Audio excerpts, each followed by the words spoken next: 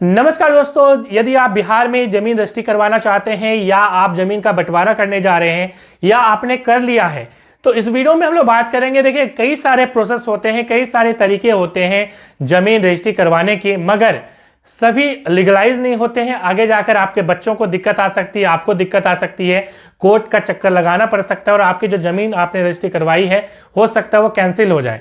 तो इस वीडियो में हम लोग चर्चा करेंगे कौन सी लीगल प्रोसेस है जिसको आपको अडॉप्ट करना है, उसको आपको ग्रहण करना है। साथ ही साथ आपको जैसा कि मालूम है कि बिहार में जमीन रजिस्ट्री के कानून बदले हैं, जिसके तहत अब जिसके नाम से जमीन होगी वही जमीन बेच पाएगा। ठीक है, तो इस पर ऑलरेडी हमने एक वीडियो भी बना रखा है जिसमें 3 लाख से ज्यादा व्यूज आ चुके हैं, हो सकता है अभी 4 से 5 लाख के आसपास पहुंच चुका होगा। देखिए, अभी एक नई नोटिस आई है, उस वीडियो की लिंक मैं डिस्क्रिप्शन में कमेंट में डाल दूंगा, ठीक है, आप जाकर देख सकते हैं। अब देखिए, एक नई नोटिस बिहार में आई है राजस्व विभाग की तरफ से, हो सकता है आप ये नोटिस देख भी चुके होंगे। अब यहाँ पे सबसे पहले इस पे बात कर लेते हैं, फिर हम आगे चलेंगे कि कौन सी प्रोसेस बेस्ट रहने वाली है।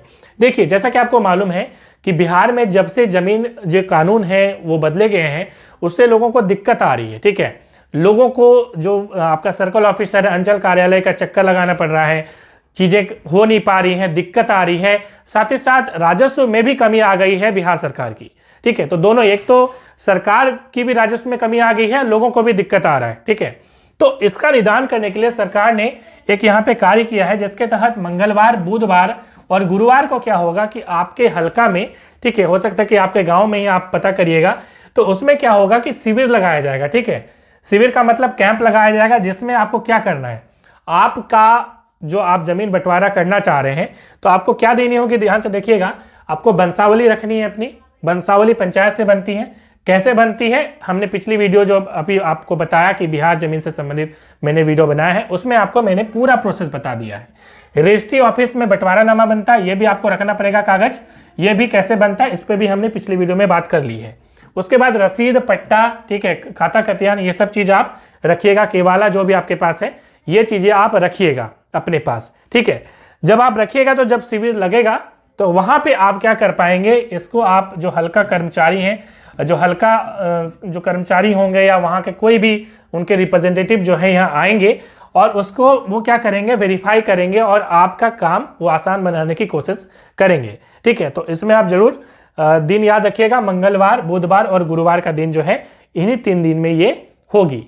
ठीक है, तो ये तो इंपॉर्टेंट बातें हैं। अब देखिए, यहाँ से और एक इंपॉर्टेंट बात जो मैं बोलना चाह रहा था कि आप यदि रजिस्ट्री करवाना चाह रहे हैं तो सबसे लीगल प्रोसेस क्या है। देखिए, 3 प्रोसेस होते हैं बेसिकली, 3 प्रोसेस है, हालांकि और भी प्रोसेस है मगर 3 ज़्यादातर लोग यूज़ करते हैं। एक तो आपसी सहमति से कर लेते हैं कि भाई चलो ठीक है, सभी भाइयों या जो भी जिनमें बंटवारा करना है, जिनकी उस प्रॉपर्टी में क्या है, ऑनरशिप होनी है, मतलब जिनका अधिकार है, तो वो आपस में मिलते हैं और आपसी सहमति से बंटवारा कर लेते हैं।